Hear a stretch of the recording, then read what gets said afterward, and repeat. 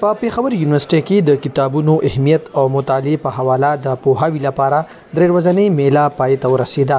په دغه بک فیر کې سیاسي، تاریخي، ټولنیز او نور موضوعاتو باندې د مختلف ژبو کتابونه ایښودل شوي وو.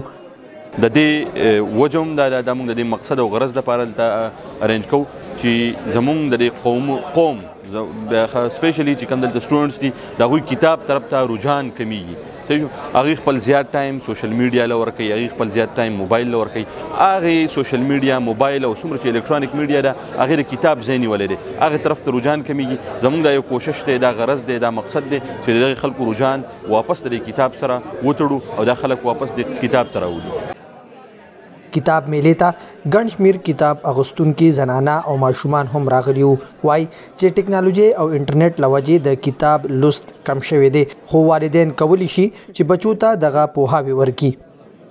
یو خو دا چې زما موټیویشنل بکس خوښي او دا چې کم کې هوپ راغلي او مطلب زیات ترقي ته زیات سکسس ته زیات لاره ښیي، نو هغه شان زما بکس خوښ دي. یار اکبر شینواري چې د پښتو د کتابونو سټال یې لګولې دی، وایي په 13 لسیزه کې د پښتو د کتاب لوست او چاپ کې زیاتوالی راغلی دی. پښتو کتابونو خرڅلاو ډیر زیات شوی دی، خاص کر ناولونه، تاریخي کتابونه د دې لږ مینوال ډیر زیات شوي دي او نور هم لګیا دي زیاتیږي. او موږ سټالونه بار بار لګو، د هر دویم ځل چې موږ راځو نو سټالونه نور هم ښه کېږي، سودا نور هم ښه کېږي او د کتابونو هغه چې کوم بازار دی نور هم مخې ته راځي او د ښه. دغه بک فیر ته راغلي خلک وایي چې باید په هر ځای کې د ارزان نرخ د کتابونو دکانونه پرانیستی شي چې له وجې یې د کتابونو لوست او اهمیت سیوا شي.